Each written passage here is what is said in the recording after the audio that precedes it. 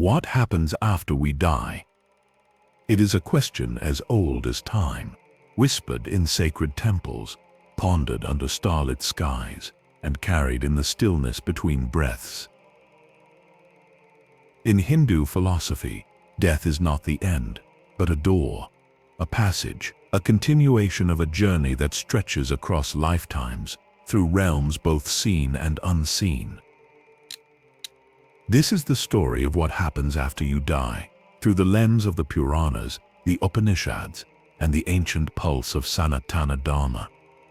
According to the Upanishads, the soul, or Atman, is eternal. It is not born nor does it die. When the physical body perishes, the soul leaves it behind like one might discard a worn-out garment. The Brihadaranyaka Upanishad says, as a caterpillar, having reached the end of a blade of grass, draws itself together and reaches for the next, so does the soul, leaving the body behind, reach for the next dwelling. This journey from one body to another is known as Samsara, the cycle of birth, death, and rebirth. It is propelled by karma, the invisible ledger of our actions, intentions, and desires. Each lifetime is a continuation, each death merely a breath between lives. But what actually happens at the moment of death? In the Garuda Purana, one of Hinduism's esoteric texts devoted entirely to death and the afterlife, we are told that as death approaches, the five elements, earth, water, fire, air, and space, begin to dissolve. The senses withdraw, the breath slows, the eyes dim. At the moment of final exhalation, the prana, the life force, exits the body, accompanied by the soul, cloaked in a subtle body known as the Sukshma Sharira. This subtle body carries impressions of one's karma, personality, and desires. The soul is not alone in this journey. It is accompanied by divine attendants, some benevolent, others stern, depending on the soul's karmic weight. This is a transitional realm, a liminal space. It is here that the mantras matter most. The chanting of sacred mantras during death rites is not merely tradition, it is a bridge between realms. The Mahamrityunjaya mantra, known as the Great Death-Conquering Chant, is invoked to guide the departing soul through its journey. It calls upon Lord Shiva, the transformer, the liberator, to protect and uplift the soul beyond fear. It asks for release, not from life, but from the bondage of death itself. Not just physical death, but the cycle of rebirth. In Hindu tradition, the body is returned to the elements through cremation. The pyre is not a final resting place, it is a sacred ritual of release.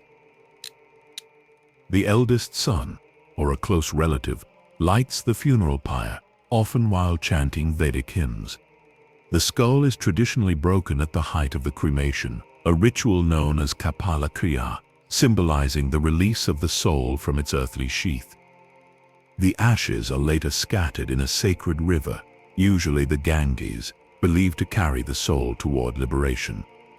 Each rite, Antacheshti, the final sacrifice, is not just for the dead, but for the living. It is a reminder, we too shall pass. We too are travelers. Though rooted in different traditions, the wisdom of death found in Hinduism finds resonance in the sacred texts of Tibet.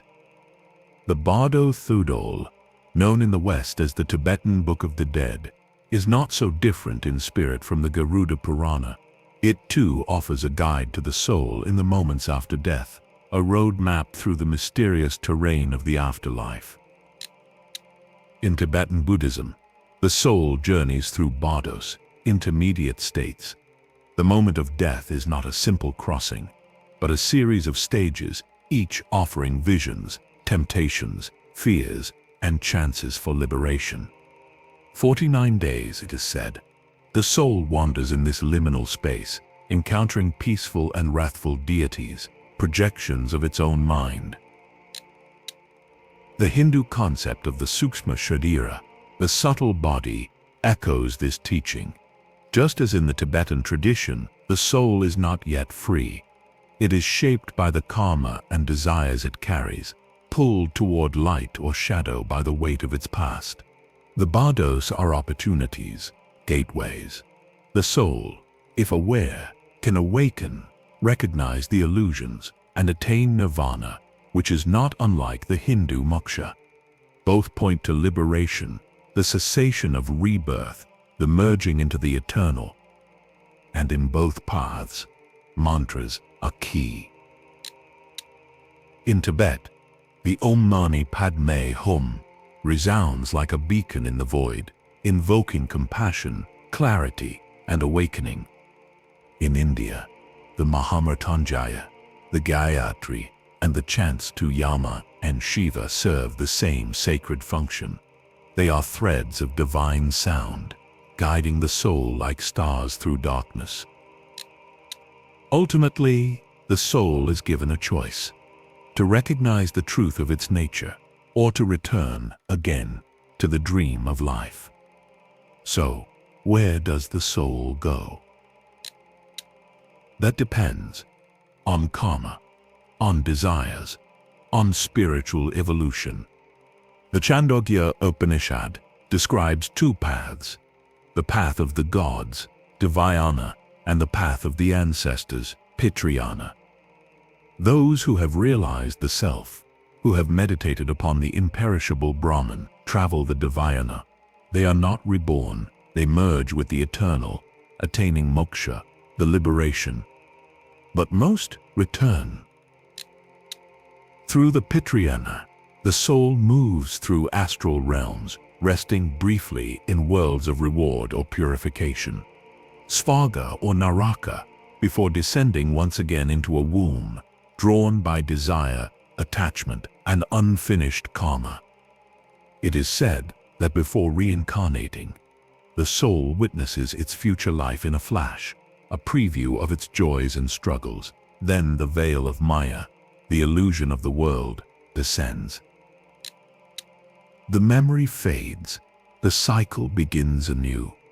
Yet, there are those who seek an end to this cycle.